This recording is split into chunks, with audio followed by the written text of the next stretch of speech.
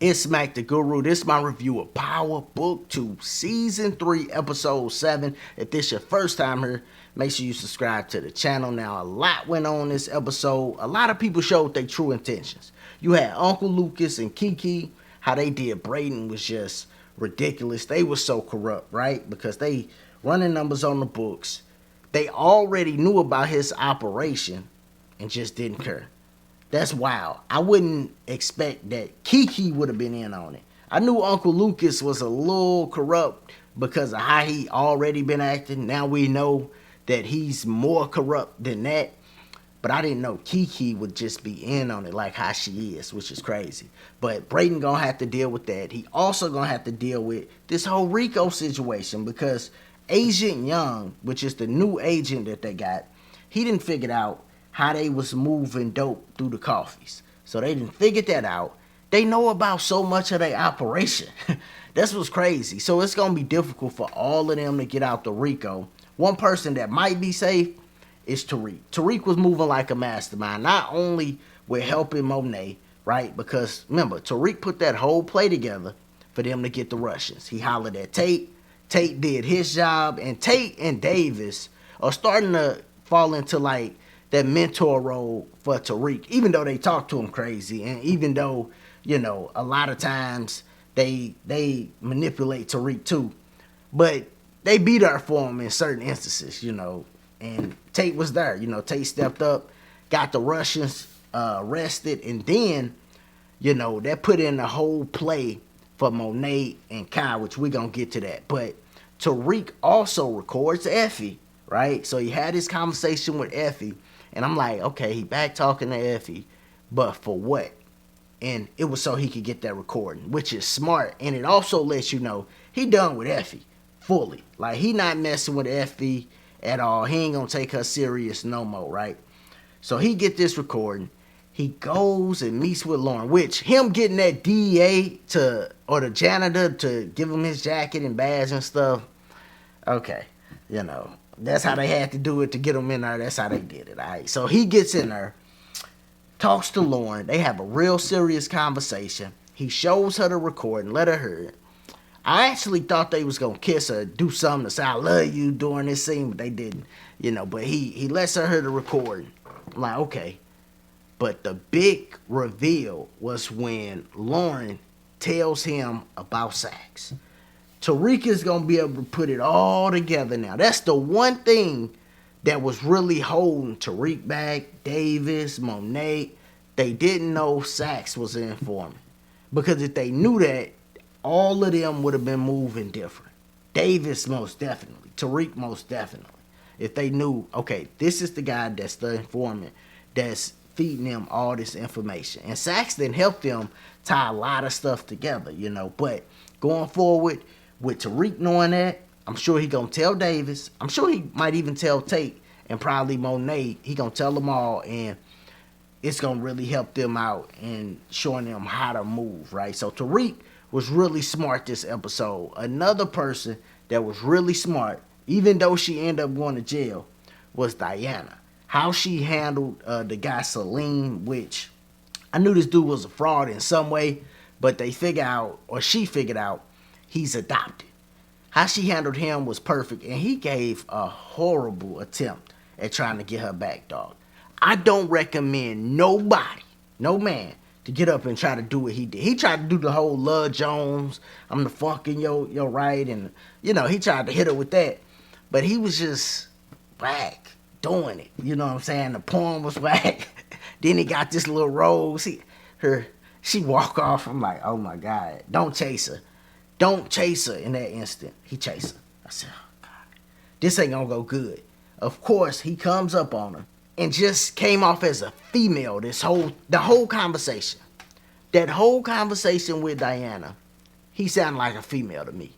Everything he was doing, bringing up Tariq, how he was talking to her. I'm like, oh my God, this dude coming off like a straight female. And Diana was able to go back to her room, regroup. She called, talked to her mom. Good idea for not having Monet to get involved, because that wouldn't have been good, right? Because Monet would have took it to a whole nother level.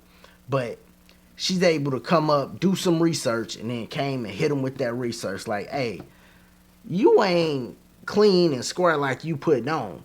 She hit him with that research, and he taking money from other students that possibly need that money. He don't even need the money. So it's a whole lot of things he been a fraud about, and she called him out on it all. So she was smart on that front. She just got caught on camera, so she gonna have to be in jail for a minute. But she did her thing this episode to me. Another person that was really, on point, I say, is Drew. Drew was on point. I got to give it to him because he was able to put things together. I didn't really see, I ain't going to lie to y'all. I'm going to be 100. I didn't really see what him and Gordo was talking about. I go by all that. I picked up when Drew was going on and he knocked him off in the bathroom. That's when I picked up. And then Kane walk in. I ain't going to lie to y'all. So, but I know Drew was able to put it together. And it was basically because he knew the phone number, right? Which Kane gonna be able to put together that Monet put that play together, right? Kane ain't stupid. He know his mama, man. And she know Kane, So they gonna be able to figure, or he gonna be able to figure out, nah, that was Monet. She thought she was smart, putting it on Kai and putting it on Gordo, but I know she had a role in it, So I think that's still going to come out eventually, Maybe down the line, but it's going to come out. Now, Kane was with Monet when they went to handle Kai, which it was really surprising that they did it like that, but it made sense after it happened. I can't lie, because the whole episode when Monet and Kai was around each other, I'm like, Monet really acting funny with Kai. Like, she acting like she about to give it up. And at the end, when her and Kai was sitting together, Kai's final moment, so Kai's in, they sitting together, and salute to him, he done been on a lot of stuff, but they sitting together. She like, yo, you can have me, and we can do business together. That's what I'm like, yo, Monet done went off the chain, like she about to start selling herself short like that?